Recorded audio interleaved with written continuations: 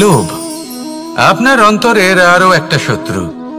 দেখতে গেলে এটা একটা শব্দ, একটা সংস্কৃত শব্দ, লব ধাতু থেকে উৎপন্ন হয়েছে। এর অর্থ কিছু লাভ করা। কিছু লাভ করা অনুচিত নয়, আরো কিছু লাভ করাও অনুচিত নয়, কিন্তু সব থেকে বেশি আমিই লাভ করব, আমি আরো চাই, আরো বেশি চাই, আরো বেশি পেতে চাই, এটাই হলো লোভ। আর এই লোভ যখন গ্রাস করে তখন আপনি যা পেতে চান, সে ধনই হোক বা মানই হোক, তা অর্জন করার জন্য মানুষ যে কোনো স্তরে পৌঁছে যেতে পারে। যদি মানুষ ধন অর্জন করতে চান তাহলে তার জন্য তারা অধর্মের পথেও চলতে পারেন। যদি সম্মান অর্জন করতে চান তাহলে অন্য মানুষকে ছোটও করতে পারেন। শেষ পর্যন্ত আপনার এটা মনে হতে পারে যে যদি একটু অল্পই প্রাপ্ত করতাম কিন্তু ভালোবেসে প্রাপ্ত করতাম, এই জীবন আরো অনেক বেশি সুখী হতো। লোভ আপনার জীবনে, আপনার মনে কখন যে প্রবেশ করবে সেটা আপনি জানতেও পারবেন না। তাই এটা চিনতে শিখুন আর তৎক্ষণাৎ জীবন থেকে বাইরে ফেলে দিন। যা কিছু লাভ করতে চান তা ভালোবেসে লাভ করুন, আর সেই ভালোবাসার সাথেই বলুন রাধা রাধা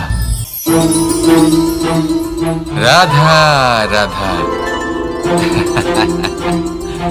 আপনারা হয়তো ভাবছেন কি আশ্চর্য ব্যাপার, প্রত্যেকবার আমি কথা শেষ হওয়ার পরে রাধা রাধা বলি। এইবার আমি আগেই বলে দিলাম। কারণটা কি?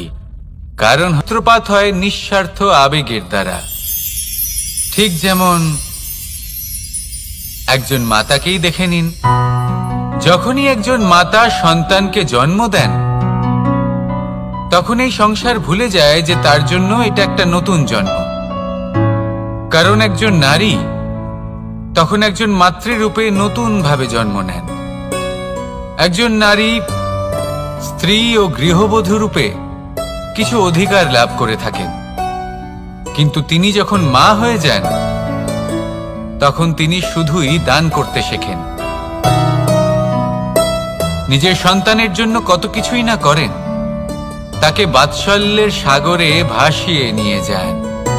এই সংসারে রাজকুমার জন্ম নিতেই পারেন, তাকে রাম এবং লক্ষণ কিন্তু মায়েরাই বানিয়ে তোলেন।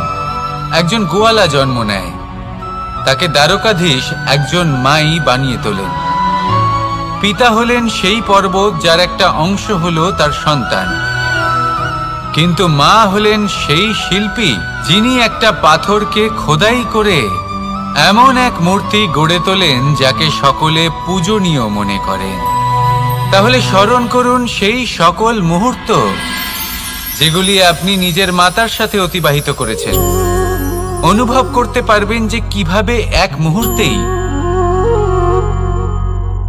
এই মন প্রফুল্ল হয়ে ওঠে। এবারের কারণ কি? এর কারণ হলো এই জীবনের আসল দ্বারই হলো মমতা।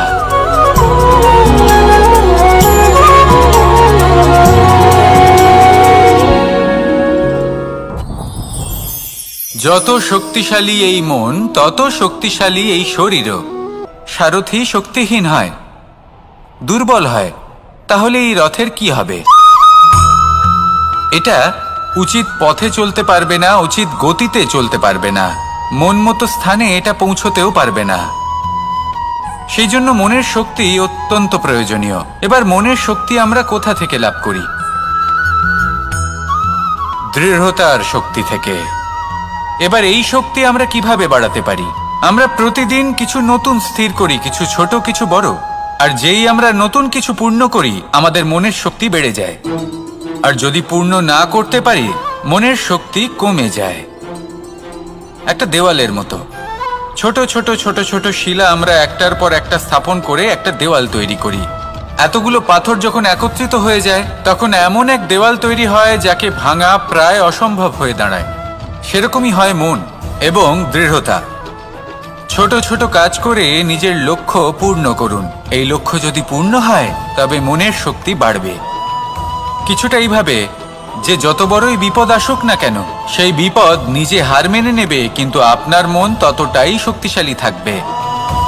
তাই মনের শক্তি বাড়াতে থাকুন যাতে আপনি উচিত পথে চলতে পারেন, উচিত গতিতে চলেন আর মনোবাঞ্ছিত স্থানে পৌঁছতে পারেন।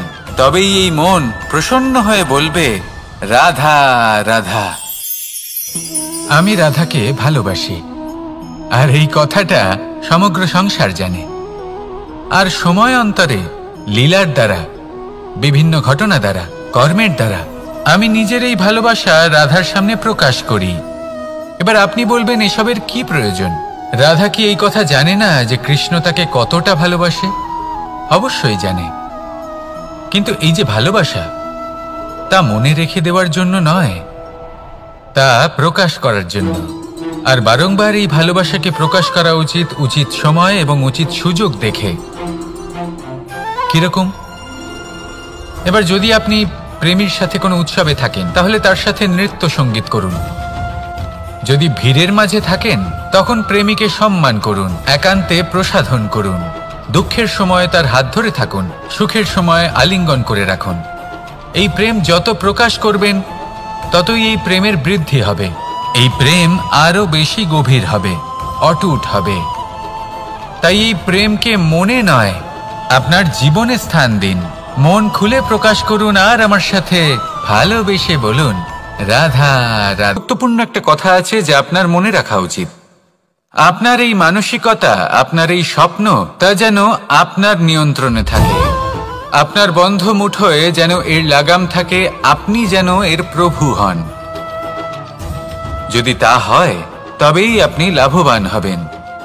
যদি এরা আপনাকে নিয়ন্ত্রণ করতে থাকে, যদি আপনার মুঠো খুলে যায়, না পথ আপনার নিয়ন্ত্রণে থাকবে, না মানসিকতা থাকবে, না স্বপ্ন নিয়ন্ত্রণে থাকবে।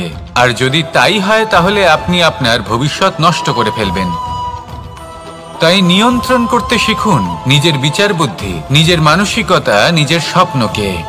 নিজের এই স্বপ্ন পূরণ করুন, আর আমার সাথে ভালোবেসে বলুন, রাধা রাধা। আমার কাছে যশোদা মা যেমন, আমার কাছে দেবকী মা যেমন, আমার কাছে ঠিক তেমনই হলেন গোমাতা। এবার ভেবে দেখার বিষয় হলো এটা, যে এই সংসারে অসংখ্য প্রাণী আছে। একজন গাইকে একজন মায়ের মর্যাদা কেন দেওয়া হয়? তাহলে এর অনেকগুলো কারণ আছে।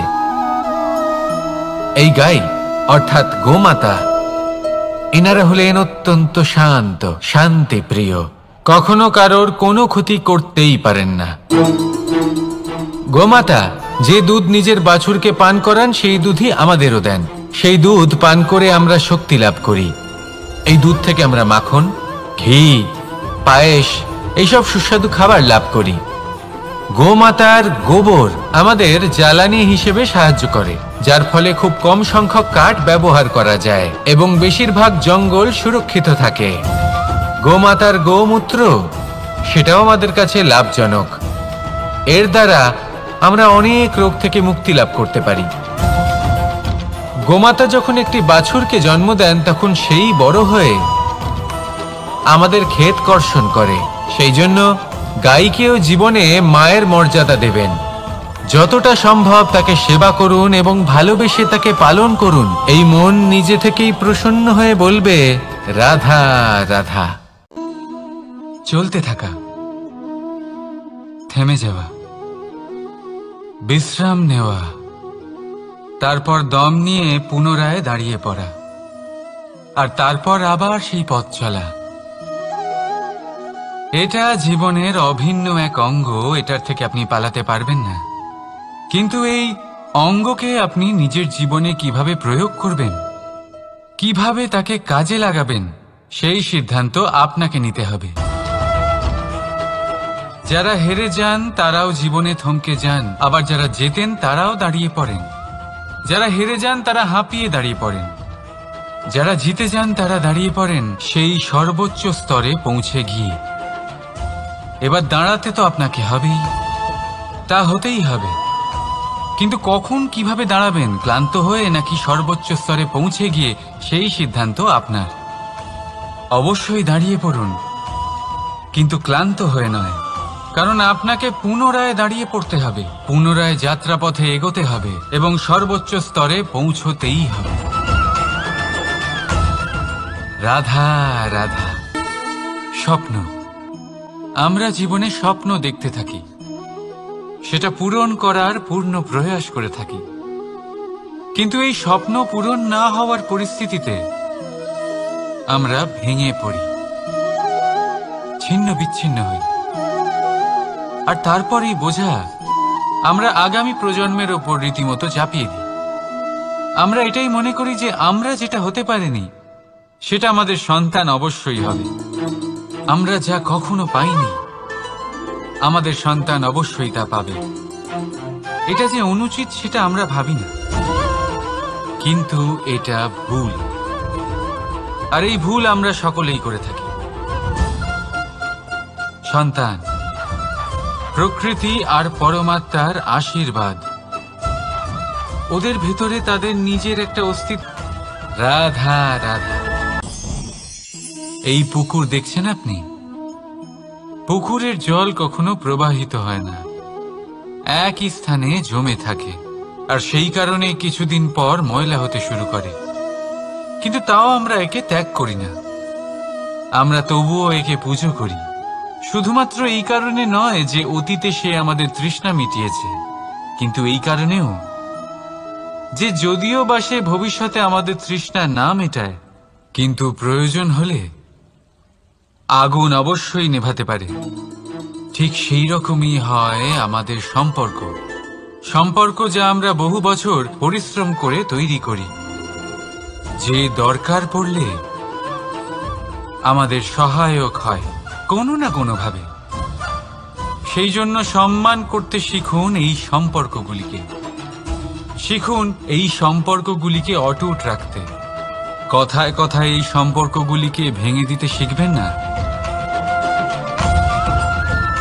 রাধা রাধা।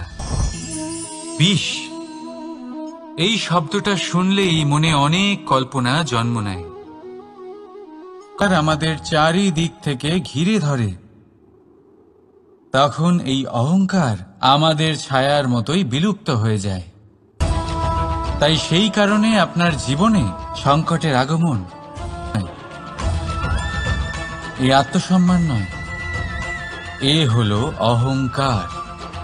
আর অহংকার আর কিছুই নয়, শুধু পতনের দিকে প্রথম পদক্ষেপ। আর এই জীবনে পতনের দিকে নয়, প্রেমের দিকে এগিয়ে যান। আর আমার সাথে ভালোবেসে বলুন, রাধা রাধা। আপনি কি কখনো ফলে ফুলে পরিপূর্ণ বৃক্ষ দেখেছেন? তার ডালগুলো কিরকম স্বাধীনভাবে বেড়ে ওঠে, কিন্তু যদি এই ডালগুলো মূলের সাথে ঠিকভাবে যুক্ত না থাকে, সেই বৃক্ষের মূলগুলি গভীর না হয়, তাহলে কি হবে? তাহলে কি সে সেই সব সুবিধা পাবে? কখনোই নয়। সেই বৃক্ষের ডাল পড়ে যাবে, সেই বৃক্ষ ভূমিষ্ঠ হয়ে যাবে। ঠিক সেইভাবেই চিন্তা ভাবনার স্বাধীনতার আনন্দ আপনি তখনই আস্বাদন করবেন যখন আপনার শিক্ষা গভীর হবে। তাই স্বাধীন থাকুন দৃষ্টিভঙ্গিতে, কিন্তু যুক্ত থাকুন শিক্ষার সাথে। রাধা রাধা। সমাজ, আমরা এই সমাজে বাস করি আর বহুবার একটা গুরুত্বপূর্ণ কথা ভুলে যাই। এই সমাজ আমরা সকলে মিলে তৈরি করি। সমস্ত সময় কাটিয়ে দিই এইটা ভাবতে ভাবতে যে এই সমাজ কি ভাববে, আমার কি করা উচিত, আমার কি ভাবা উচিত, কি পড়া উচিত, কোনটা সঠিক কোনটা ভুল। যদি আমি এটা করি তাহলে কয়েকজনের এটা মনে হবে না তো যে আমি খারাপ, যখন আমি তা নই। মনে ভয় উৎপন্ন হয় সেই কয়েকজন মানুষের জন্য। তার কারণ হলো আমরা আমাদের মনের কথা শুনতে পাই না, না শুনতে পারি, না বলতে পারি, আর না করতে পারি। সেই কয়েকজন মানুষের ভয় আমরা খারাপের বিরোধিতা করা ছেড়ে দিই। কিন্তু কখনো নিজেকে জিজ্ঞেস করুন, শেষ পর্যন্ত কারা এই কয়েকজন মানুষ? এই সংসারে প্রতিটি মানুষেরই নিজের আলাদা আলাদা ব্যক্তিত্ব আছে। আলাদা দৃষ্টিভঙ্গি আছে। তাই যদি আপনি এটা ভাবেন যে আপনি সবাইকে খুশি করতে পারবেন, তাহলে আপনি ভীষণ বড় ভুল করছেন। জীবনে কর্ম তাই করুন যাতে আপনার অন্তরাত্মা সন্তুষ্ট হয়, আর অন্তরাত্মা সন্তুষ্ট তখনই হবে যখন আপনার কর্ম শুভ হবে। তাই নিজের মনের কথা শুনে এই সংসারে শুভ কর্ম করতে থাকুন, তবেই এই সংসারের কর্মে আপনি সার্থক হবেন। রাধা রাধা। এই পাতাকে দেখুন, কত কোমল, কত শীর্ণ। যদি এর উপরে একটুও জোর খাটান, বেঁকে যাবে। পাতা তো এরকমই হয়, একটু জোর খাটালেই তা বেঁকে যায় এদের নমনীয়তার জন্য। কিন্তু ওদের এই নমনীয়তার জন্য ঝড়ে, বিপর্যয়ে ওরা ভেঙে পড়ার থেকে বেঁচে যায়। যদি এদের বদলে কোনো দৃঢ় বৃক্ষ হয়, তখন হাওয়ার তীব্র গতি সে সহ্য করতে পারে না, তার সম্মুখীন হতে পারে না, ভেঙে পড়ে যায় সে। ঠিক সেই রকমই হয় আমাদের সম্পর্ক। যদি এর মধ্যে সেই নমনীয়তা না থাকে, অহংকারের দৃঢ়তা থাকে, সেই সম্পর্ক নষ্ট হয়ে যায়। তাই আনুন এই নমনীয়তা আপনার সম্পর্কে, যাতে কাল যদি কোনো সমস্যা এসে দাঁড়ায়, এই সম্পর্ক যেন না ভেঙে যায়। একবার ওই আকাশের দিকে তাকান, সূর্য চন্দ্রকে দেখে নত হয়ে যায়, আর আমরা তো সাধারণ মানুষ। তাই সম্পর্ক নিচু করবেন না, সম্পর্কের সামনে নত হতে শিখুন। রাধা রাধা। প্রেম, আমরা সকলে প্রেম করি, প্রেম পাওয়ার চেষ্টা করতে থাকি। আর এমনও অনেক মানুষ আছেন যারা প্রেম অর্জন করেও ফেলেন, কিন্তু সেখান থেকে শুরু হয় এক নতুন অধ্যায়ের। আচমকা দুই প্রেমীর কিছু অনুচিত বলে মনে হতে থাকে। আচমকা দুজনে নিজেদের অস্তিত্ব নিয়ে বিচলিত হতে থাকেন। এবার এমন হলে কি করা যেতে পারে? দেখুন, এই হলো হলুদ,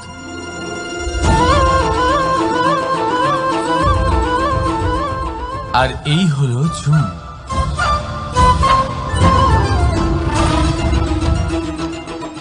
এবার এটাকে দেখুন, যখন চুন আর হলুদকে একসাথে মিলিয়ে দেওয়া হলো, তখন ওরা নিজেদের রং ত্যাগ করে দিয়ে একটা নতুন রং তৈরি করল। প্রেমের রঙও কিছুটা এইভাবে অর্জন করা হয়। এখানে কোনো আমি থাকে না, শুধু আমরা হয়, শুধু একাত্ম হয়। সেই জন্য ত্যাগ করুন নিজের অস্তিত্বকে, আর মনের উত্তেজনাকে আলিঙ্গন করুন। তারপর দেখুন আপনার এই প্রেম আপনাকে কোথায় কোথায় নিয়ে যায়।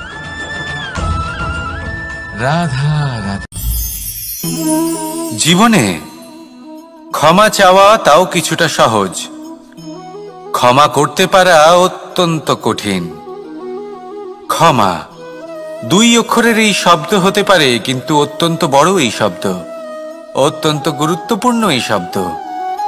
কখনো কখনো অন্য কাউকে ক্ষমা করে দেওয়া তাও কিছুটা সহজ কাজ, কিন্তু নিজেকে ক্ষমা করতে পারা অত্যন্ত কঠিন হয়ে দাঁড়ায়। অতীতে যদি আমাদের এমন কোনো ভুল হয় যে কারণে আমরা নিজেকে ক্ষমা করতে পারি না, অনেক সময় এমন কিছু ভুল করে বসি যে বিষয় শুধু আমরাই জানি, কিন্তু আমরা নিজেকে ক্ষমাই করতে পারি না, আর আমাদের বিকাশ সেখানে স্তব্ধ হয়ে যায়। কারণ যদি আপনি ক্ষমা করতে না শেখেন, নিজেকে ক্ষমা যদি না করতে পারেন, তাহলে তা আপনার জীবনের সবথেকে বড় বাধা হয়ে দাঁড়াবে।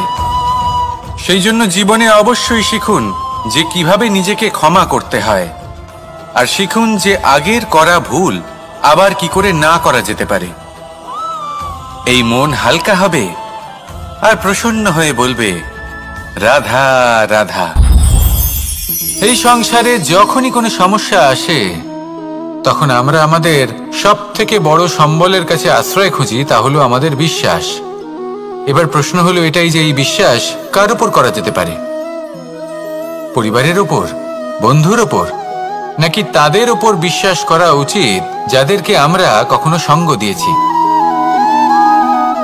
দেখুন, এই সংসারে বিপদের সম্মুখীন হলে কে আপনাকে সাহায্য করবে সেটা নির্বাচন করা আপনার হাতে নেই। সেটা সেই সকল ব্যক্তির উপর নির্ভরশীল যে তারা আপনাকে সাহায্য করবে নাকি করবে না। অর্থাৎ যখনই কোনো বিপদ আসে, সর্বপ্রথম তার সম্মুখীন আমাদের নিজেকেই হতে হয়, আর তার জন্য প্রস্তুত থাকা প্রয়োজনীয়। সেই শক্তি, সেই সাহস অর্জন করা প্রয়োজনীয়। দেখুন, যখনই অন্ধকার আসে তখন সবার আগে কে আপনাকে ত্যাগ করে চলে যায়? আপনার নিজেরই ছায়া। এই অন্ধকারের সম্মুখীন হতে হয় অন্তরের প্রদীপের দ্বারা, অন্তরের আত্মা দ্বারা। তবেই আপনি অন্ধকারের ওপর জয়লাভ করতে পারবেন। সেই জন্য যে বিপদই আসুক না কেন, নিজেকে তার জন্য প্রস্তুত রাখা উচিত। সেই সাহস নিয়ে আসুন। এমন কোনো বিপদ নেই যা আপনাকে ভেঙে দিতে পারে। আসুন আমার সাথে ভালোবেসে বলুন, রাধা রাধা। মানুষ সবসময় চায় যে তার জীবনে যেন কখনো কোনো সমস্যাই না আসে। সে চায় তার জীবন যেন শুধুমাত্র শান্তি এবং সুখের দ্বারা পূর্ণ থাকে। কিন্তু এই চাহিদা অনুচিত কিছু নয়। আমরা সবাই এটাই চাই যে জীবনে সুখ থাক, শান্তি থাক। কিন্তু এই কথা সবসময় মনে রাখবেন, যে সূর্য উদিত হন সংসারকে প্রকাশমান করেন, দুপুরবেলায় সংসারকে রৌদ্র প্রদান করেন, সন্ধেবেলায় তাকেও অস্ত যেতে হয়। এবার আমাদের জীবন চক্র কিছুটা এরকমই। কোনো কিছুই চিরকাল একরকম থাকে না।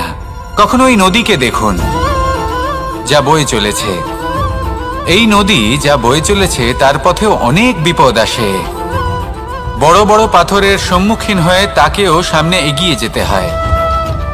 একটি পুকুর যা চারদিক থেকে ঘেরা, তার জীবনে কিন্তু কোনো সমস্যা নেই। কিন্তু এই সংসারে পুকুরের পুজো করা হয় না, পুজো করা হয় নদীকে। মনে রাখবেন, সমস্যার ঊর্ধ্বে তিনি উঠতে পারেন যিনি সমাধি লাভ করেছেন, যিনি এই সংসারেই নেই। যিনি এই সংসারে আছেন এবং জীবিত আছেন, তার জীবনের সমস্যা হলো শ্বাসবায়ুর মতোই গুরুত্বপূর্ণ। আসুন আমার সাথে ভালোবেসে বলুন, রাধা রাধা। আজ আমি আপনাকে একটা ছোট্ট কাহিনী শোনাবো। একবার আমি, রাধা আর দাদা, আমরা তিনজনে মিলে লুকিয়ে একটা উপবনে গেলাম আম পেড়ে খেতে। অনেক পরিশ্রম করে আমরা ওখানে পৌঁছলাম আর আমরা আশ্চর্যচকিত হয়ে গেলাম এটা দেখে যে এবার তো আম পাকেইনি। এবার দাদা কি করলেন, একটা আম পাড়লেন আর সেটা চাখলেন, আর উনি নিরাশ হয়ে পড়লেন। উনি বললেন যে এটা তো খুবই টক। তারপর রাধা একটা আম পাড়লো আর সেটা চেখে দেখলো, আর রাধা উৎসাহিত হয়ে পড়ল। আমি রাধাকে জিজ্ঞেস করলাম, কি হয়েছে, তুমি এত উৎসাহিত কেন?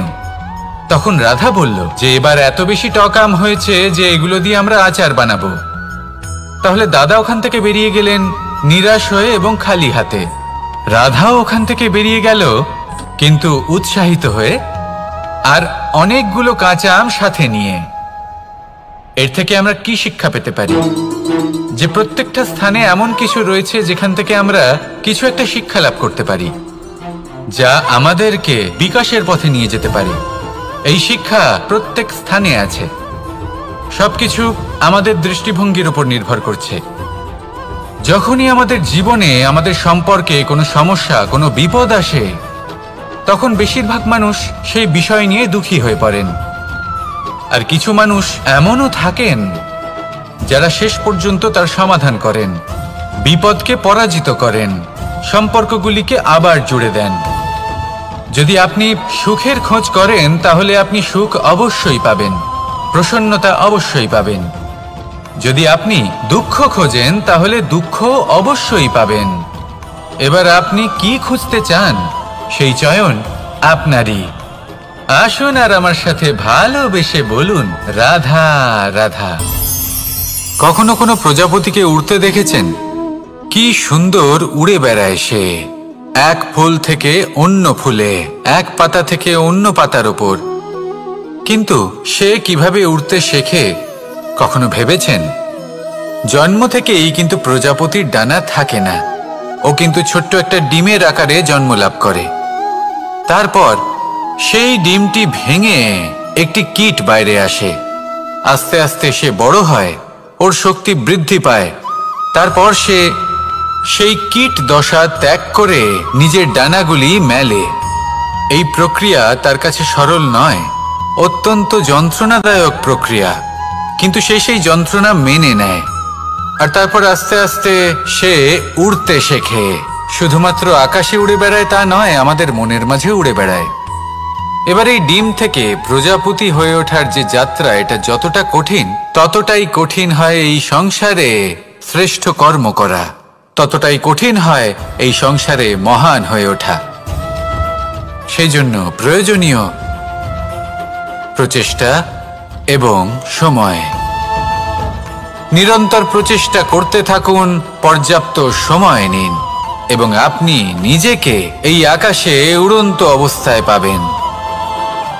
আসুন আমার সাথে ভালোবেসে বলুন, রাধা রাধা।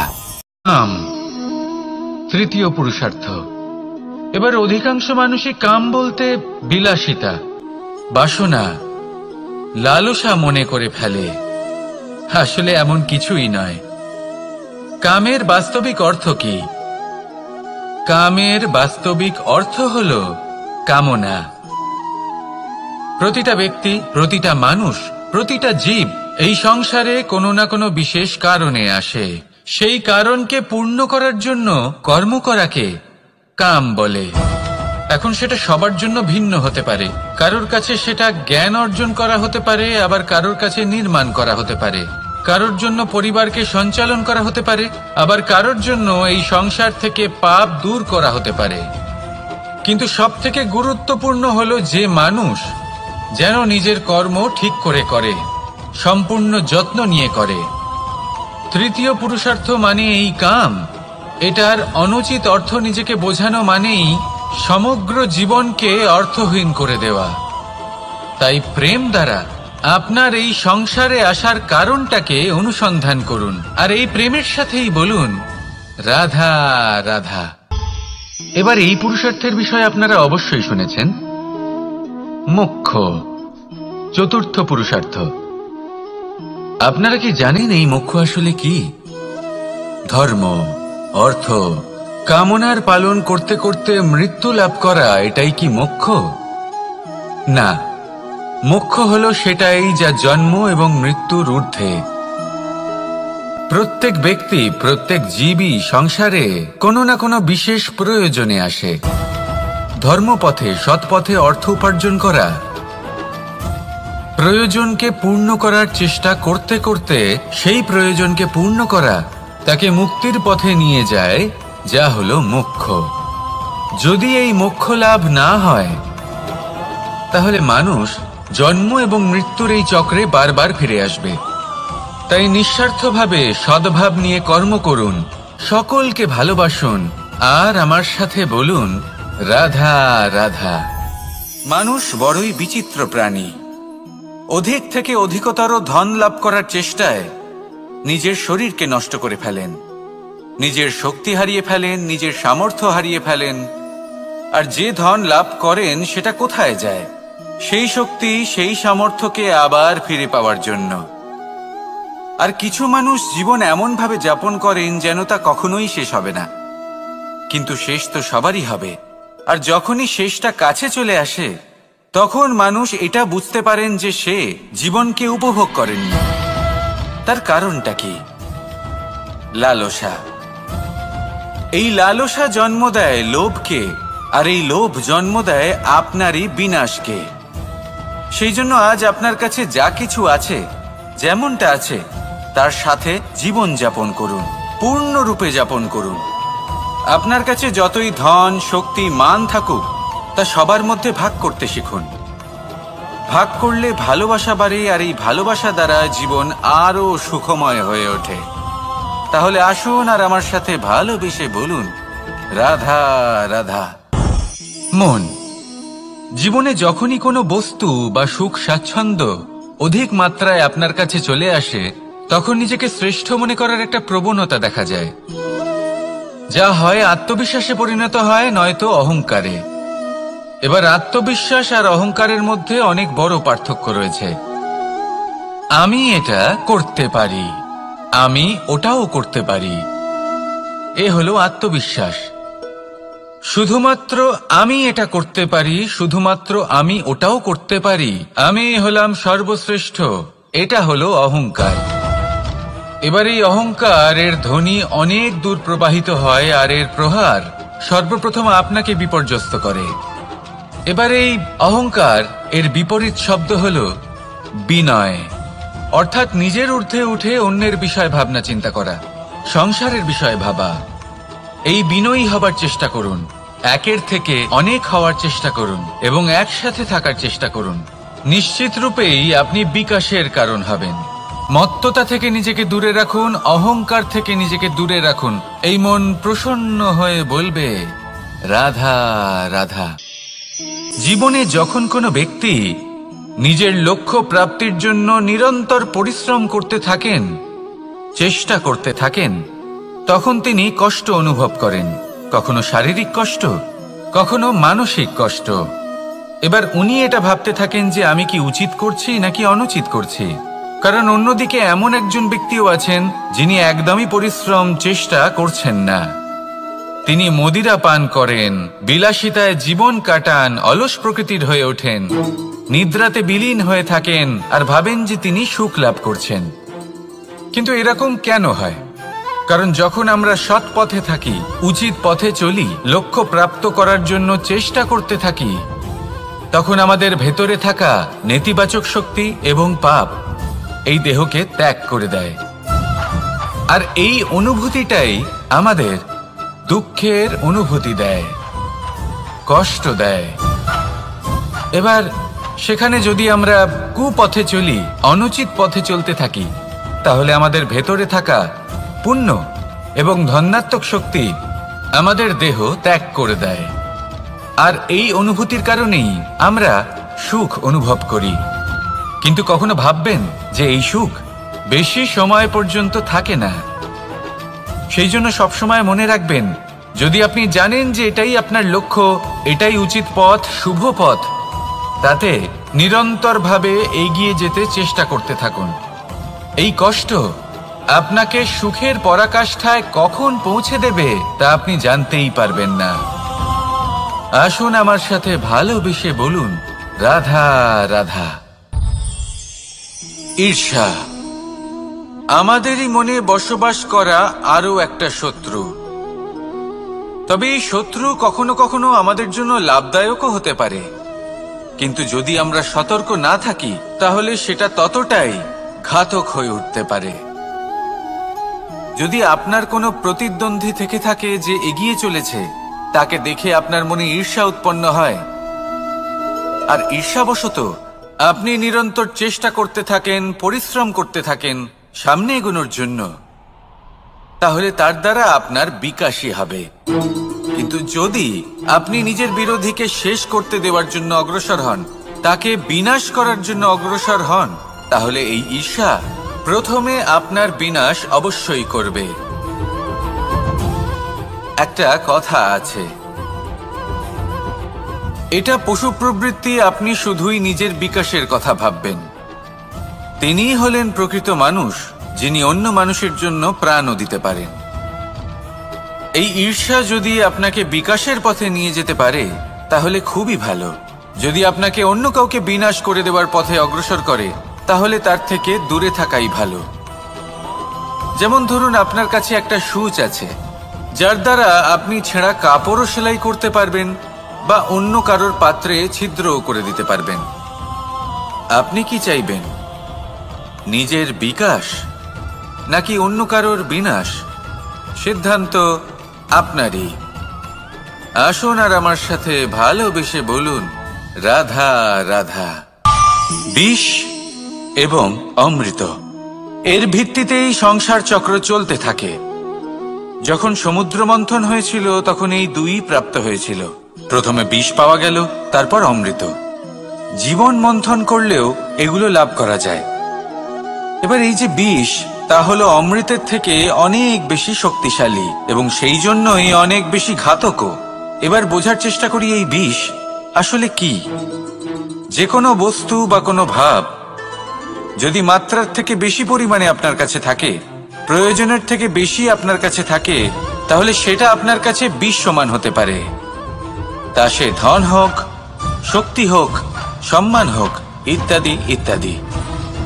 যদি আপনার কাছে এমন কিছু থেকে থাকে যা মাত্রার থেকে বেশি পরিমাণে আপনার কাছে আছে, তাহলে তাকে ভাগ করতে শিখুন।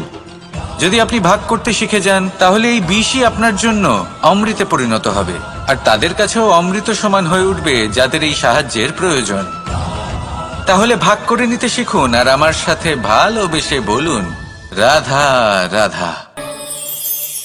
কোনো বাড়িতে, কোনো পরিবারে যখন কারোর জন্ম হয়, তখন তা কত সুখের মুহূর্ত হয়।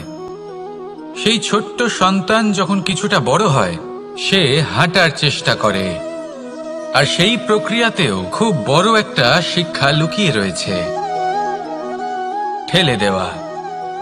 যখন আপনি হাঁটতে চান, সামনে এগোতে চান, তখন আপনি কি করেন? নিজের পায়ের তলার যে মাটি, তাকে আপনি পেছনে ঠেলে দেন। ব্যাস, এই একই জিনিস তো জীবনেও শিখতে হবে।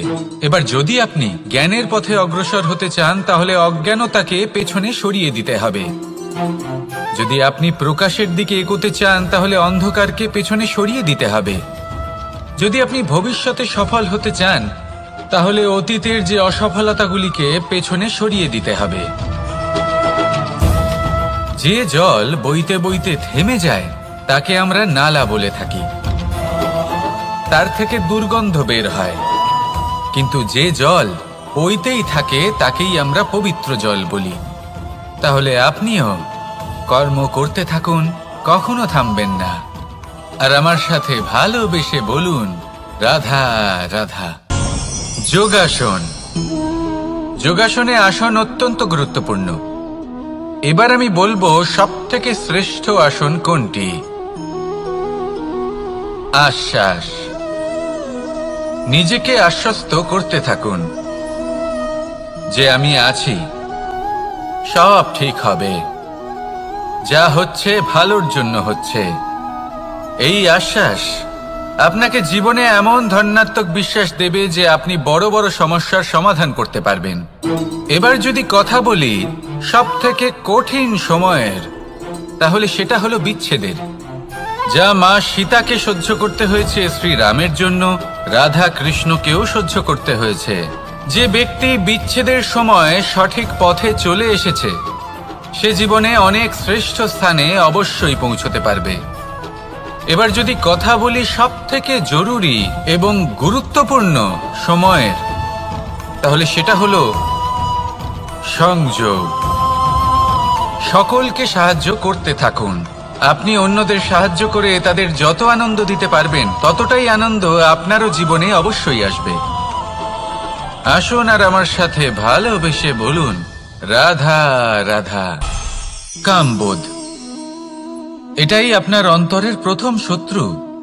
বেশিরভাগ মানুষই কামবোধ বলতে লালসা বোঝেন, কিন্তু এটা সম্পূর্ণ সত্য নয়।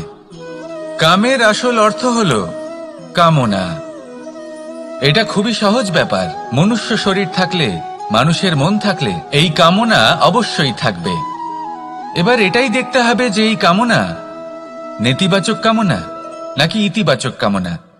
অন্য কারোর জিনিসে নজর দেওয়া, অন্য কোনো মানুষের উপর নজর দেওয়া, কোনো অনুচিত বস্তুর দিকে নজর দেওয়া, এই নেতিবাচক কামনা। আর এই দুষ্কামনা মানুষকে দিয়ে অপকর্ম করাবেই করাবে।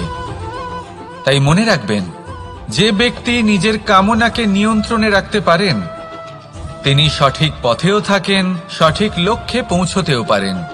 যিনি কামনা নিয়ন্ত্রণে রাখতে পারেন না, তিনি তার পথও হারিয়ে ফেলেন এবং লক্ষ্যচ্যুতও হন। তাই মনে রাখবেন, নিজের কামনাগুলিকে নিয়ন্ত্রণে রাখুন। কাম নামক এই শত্রুর ওপর বিজয় লাভ করুন, আর আমার সাথে ভালোবেসে বলুন, রাধা রাধা। সমস্যা। প্রত্যেকের জীবনেই সমস্যা আসা যাওয়া করে। আর প্রত্যেক মানুষ সমস্যা আসার পর তার সমাধান খুঁজতে উঠে পড়ে লাগেন। কিন্তু যখনই সমস্যার সমাধান হয়ে যায়, আমরা সুপ্রসন্ন হয়ে যাই এবং অসাবধানও হয়ে যাই। আমাদের মনে হয় যে আমরা সম্পূর্ণরূপে সমস্যার অন্ত করেছি, কিন্তু কোথাও না কোথাও একটা ছোট্ট বীজ রয়েই যায়, আর সেই বীজ আমাদের অসাবধানতার ছত্রছায়ায় বড় হতে থাকে, আর তারপর মহা সংকট হয়ে আবার আমাদের উপর আক্রমণ করে। এই সংকট যে কোনো রূপে আসতে পারে, কোনো শত্রুর রূপেও আসতে পারে, বা কোনো মহামারীর রূপেও আসতে পারে। সেই জন্য সবসময় সাবধান থাকাই উচিত, কারণ অসাবধান হলে কি হয়, আমাদের সুরক্ষা চক্রে একটা ছেদ উৎপন্ন হয়, আর আমাদের শেষ করতে পারে এমন এক বাণ সেই ছেদ বিন্দু হয়ে আমাদের হৃদয়ে প্রবেশ করতে পারে। তাই যে কোনো সমস্যার সমাধান করুন, জয়ী হন, উৎসবও পালন করুন, কিন্তু সাবধানে থাকবেন। আসুন আর আমার সাথে ভালোবেসে বলুন, রাধা রাধা। কর্ম, ধর্ম আর কর্তব্য, এই তিনটি একে অপরের সাথে জড়িত। আর অনেক সময় এই তিনটি পালন করতে করতে আমাদের সেই ব্যক্তির সামনে গিয়ে দাঁড়াতে হয়, তার বিরুদ্ধেই যেতে হয়, যাকে আমরা সব থেকে বেশি ভালোবাসি।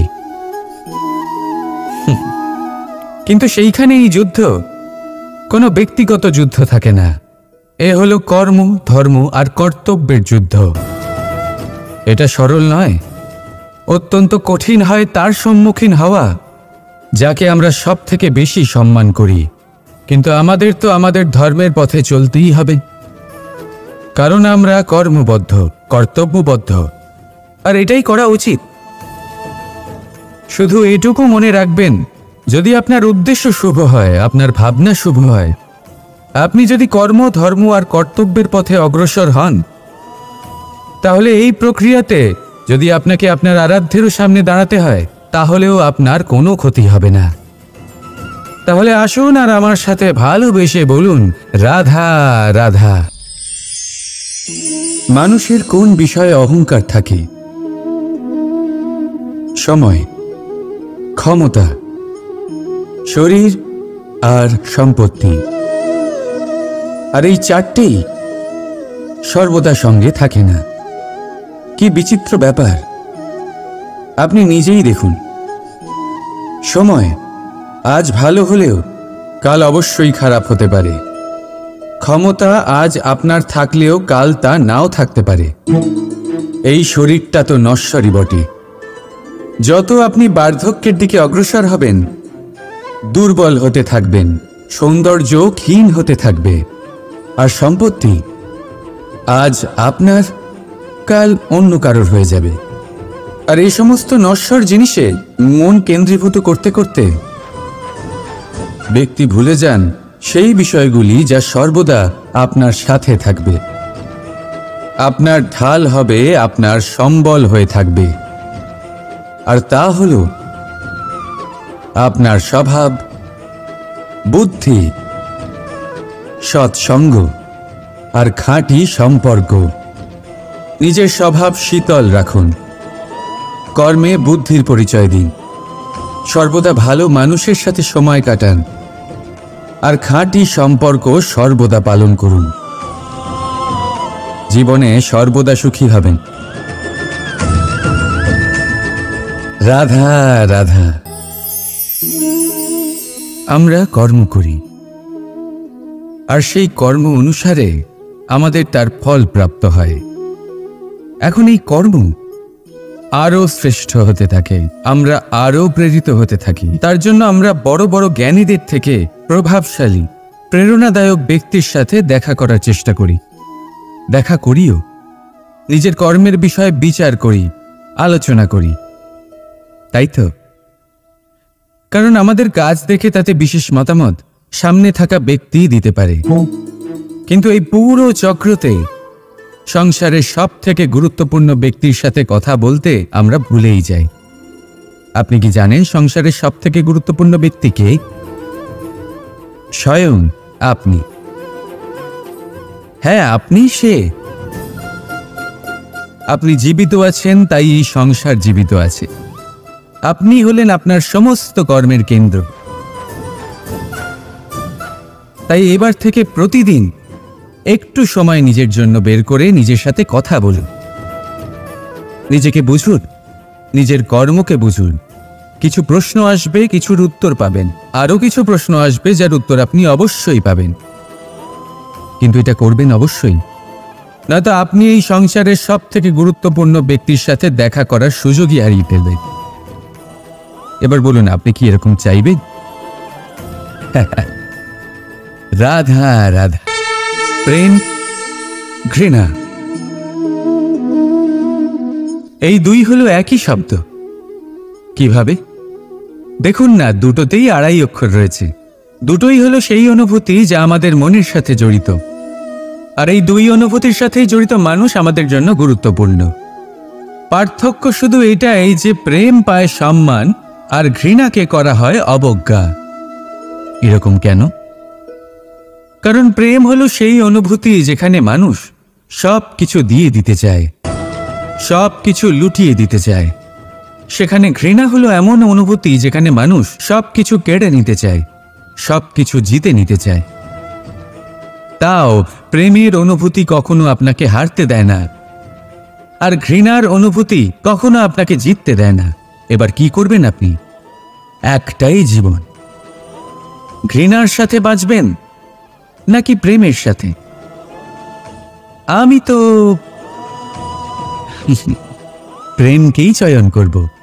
রাধা রাধা। পাওয়া এবং হারিয়ে ফেলা, এই দুই হলো জীবনের অভিন্ন অঙ্গ। আমরা যেমন কিছু পেয়ে থাকি, তেমন কিছু হারিয়েও থাকি। কিছু স্বপ্ন সার্থক হয়, আবার কিছু লক্ষ্য অপূর্ণই থেকে যায়। জীবনে এটা হয়েই থাকে, প্রত্যেকের জীবনেই এটা হয়ে থাকে। কিন্তু কারোর সাথে দেখা হলে আমরা কি ধরনের কথা বলি? আমরা সেই কথাই বলি যা আমরা হারিয়েছি। নিজেও দুঃখ পাই, আবার সামনের মানুষটাকেও দুঃখ দিই। তার থেকে অন্যরকম কিছু করার চেষ্টা করুন, ধনাত্মক চিন্তা করার চেষ্টা করুন। মন সেদিকেই দিন। স্মরণ শুধুমাত্র তাকেই করুন, গুরুত্ব তাকেই দিন যিনি আপনার কাছে রয়েছেন। যিনি আপনার কাছে নেই তার আশায় কষ্ট কেন পাচ্ছেন আপনি? সেগুলিকেই প্রাধান্য দিন যা আজ এখন বর্তমানে আপনার কাছে রয়েছে। যেমন আমি কংস মামাকে স্মরণ করি না, যিনি আমার ছেলেবেলা নষ্ট করে দিয়েছেন। আমি স্মরণ করি আমার যশোদা মাকে, আমার বলরাম দাদাকে, আমার রাধাকে, যারা আমার জীবনকে ভরিয়ে তুলেছেন। আপনিও ঠিক এটাই করুন, আর আমার সাথে ভালোবেসে বলুন, রাধা রাধা। কথায় বলা হয়, জীবনে ভালোবাসাই হলো সুখের মূল। এটা সত্য। এবার প্রশ্ন হলো এটাই যে এই ভালোবাসা কার সাথে করা উচিত? যদি আপনি কিছুক্ষণের জন্য সুখ পেতে চান, তাহলে ভালোবাসুন নিজের রুচি মতো। যদি আপনি কিছুদিনের জন্য সুখ পেতে চান, ভালোবাসুন নিজের বন্ধুদের। যদি আপনি কয়েক মাসের জন্য, কয়েক বছর বা অনেক বছরের জন্য সুখী হতে চান, তাহলে ভালোবাসুন নিজের পরিবারকে, মাতা পিতা, নিজের সন্তান, স্বামী স্ত্রী, নিজের আত্মীয়দের। কিন্তু যদি আপনি চিরকালের জন্য সুখী হতে চান, তাহলে ভালোবাসতে হবে শুধু নিজের কর্মগুলিকে। কারণ সম্পর্ক যেমনই হোক না কেন, কখনো না কখনো ভেঙে যাবেই। এই সংসার হলো এমনই যে যাদের সঙ্গ আমরা পাই, তাদের সঙ্গ একদিন ত্যাগ করতে হয়। শুধু কর্মই হলো এমন এক সঙ্গ যা কখনো আপনাকে ত্যাগ করবে না। আপনার মৃত্যুর পরেও এই কর্ম আপনাকে বাঁচিয়ে রাখবে। তাই সবসময় মনে রাখবেন, এই কর্ম ধর্ম মনে করে পালন করা উচিত। জীবনের শেষ মুহূর্ত পর্যন্ত কর্মকে ভালোবাসুন। জীবনের শেষ মুহূর্ত পর্যন্ত সুখে থাকবেন। আর আমি তো সবসময় বলি, শুধু কর্ম করতে থাকো, ফলের চিন্তা করো না। তাহলে আসুন আর আমার সাথে ভালোবেসে বলুন, রাধা রাধা। সদিচ্ছা, দেখতে গেলে 3 অক্ষরে তৈরি এই শব্দ, কিন্তু সমস্ত ত্রিলোক তার উপরেই আধারিত। আপনি এই সংসারে এসেছেন, তখন অবশ্যই শ্বাস নেবেন, কিন্তু তার বদলে আপনাকে কিছু তো দিতেই হবে। আপনার উপর নির্ভর করছে আপনি কি দেবেন। কি দেবেন এই সংসারকে, এই সমাজকে, নিজের পরিবারকে, আর তার বদলে কি নেবেন? যশ নাকি অপযশ? দেখুন, এক ছিল রাবণ, যে কিনা সমুদ্র পার করল সীতাকে অপহরণ করার জন্য, আর এক ছিলেন রামচন্দ্র, যিনি সমুদ্র পার করেছিলেন, সেতু বানিয়ে গিয়েছিলেন সীতাকে ফিরিয়ে নিয়ে আসার জন্য। দুজনেই সমুদ্র পার করেছিলেন, শুধু পার্থক্য ছিল সদিচ্ছাকে বোঝার, লক্ষ্যের। অনেক মানুষের যাত্রা একরকম হতেই পারে, কিন্তু আনন্দ তখনই লাভ করবেন যখন লক্ষ্য শুভ হবে, মহান হবে। এই লক্ষ্য দিয়ে এই সংসারের কল্যাণ হবে এবং মানুষের সম্মান হবে। যদি আপনার সংকল্প উচিত হয়, তাহলে আপনার লক্ষ্য উচিতই হবে, নয়তো শুধুমাত্র বিনাশ হবে। আর উচিত এটাই হবে যে বিনাশের হাত থেকে যেন নিজেকে বাঁচানো যায়, কি বলেন?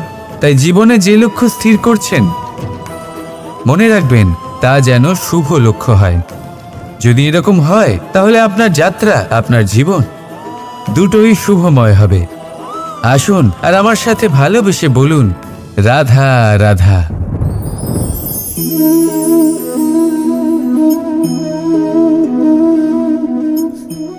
মুক্ত। এই মুক্তই সবাইকে মোহিত করে দেয়, নিজের দিকে আকর্ষিত করে। অত্যন্ত সুন্দর, গোল, শুভ্র। মুক্ত দ্বারা নির্মিত আভূষণ, তা হয়তো সে মুকুটই হোক বা কোনো স্ত্রীর অলংকার, তাকে আরো সুন্দর করে তোলে, তাকে আরো সুন্দর দেখতে লাগে। এবার এই মুক্তকে এত সুন্দর দেখার জন্য কত কষ্ট সহ্য করতে হয়, তা কি কখনো আপনি ভেবেছেন? এই মুক্ত ঝিনুক থেকে বের করা হয়, ঝিনুক যা কিনা সমুদ্রের তলদেশে থাকে।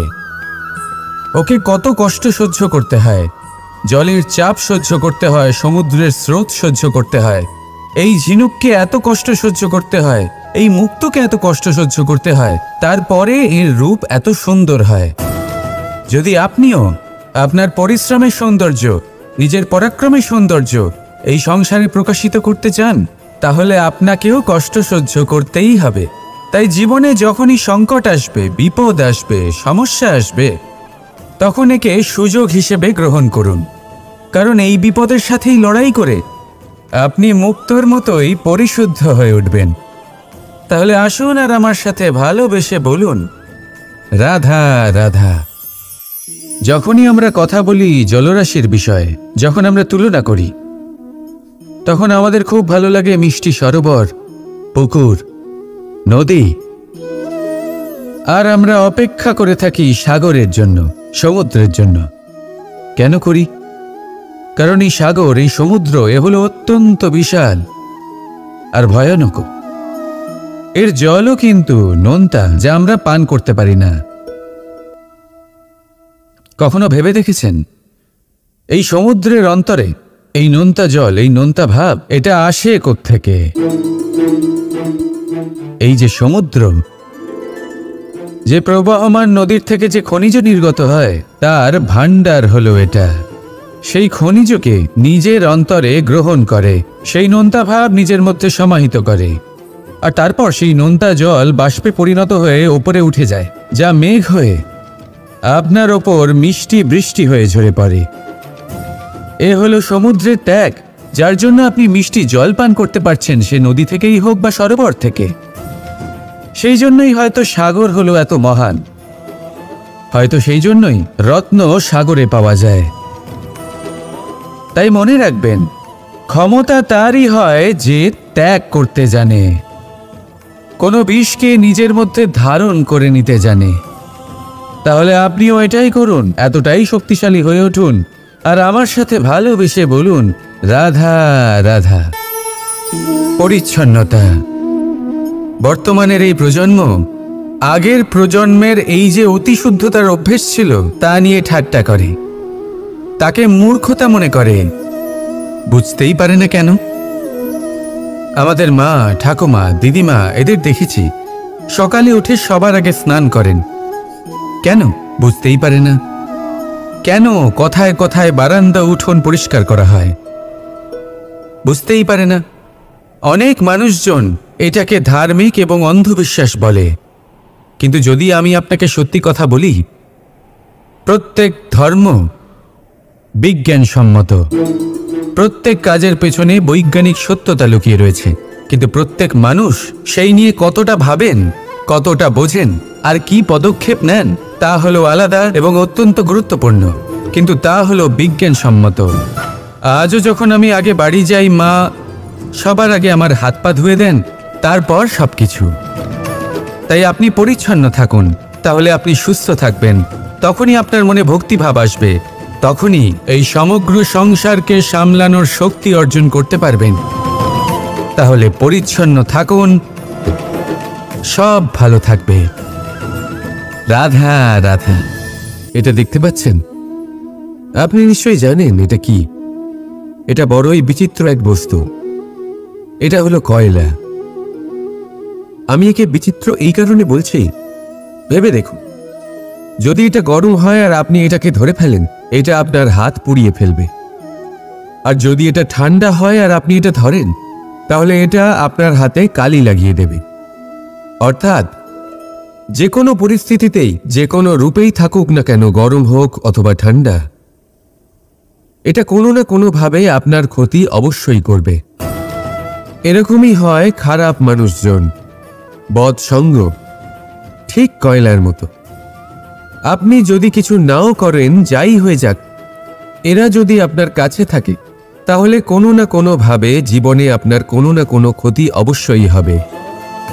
তাই নিজের জীবনে সবসময় সঙ্গতের নির্ণয় অত্যন্ত ভেবেচিন্তে করবেন।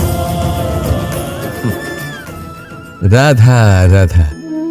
ইচ্ছে, সিদ্ধান্ত আর নিশ্চয়তা, এই শব্দগুলো আমরা আমাদের জীবনে অনেকবার শুনেছি, তাই না? জীবনে অনেক সময় অনেক কিছু পেতে খুবই ইচ্ছে করে, কিন্তু শুধু ইচ্ছে হলেই কি সবকিছু পাল্টায়? সবকিছু পাওয়া যায়? অনুর্বর জমিতে বাস করা ব্যক্তির মনে ইচ্ছে হয় যেন সে শীতল জল পায়, কিন্তু সে পায় না। যে এক কুয়ো খোঁড়ার সিদ্ধান্ত নিয়েছে, সে মাটি খোঁড়ার জন্য কোদাল অবশ্যই পেয়ে যায়। আর যে নিশ্চিত করে নিয়েছে, সে দেরি করে হলেও সেই শীতল জল অবশ্যই পেয়ে যায়। তাই জীবনে কেবল ইচ্ছে করবেন না, সিদ্ধান্ত নিন আর তারপর নিশ্চিত করুন, সব পেয়ে যাবে। আর ভালোবেসে বলুন, রাধা রাধা। স্বপ্ন আর লক্ষ্য একই মনে হয়।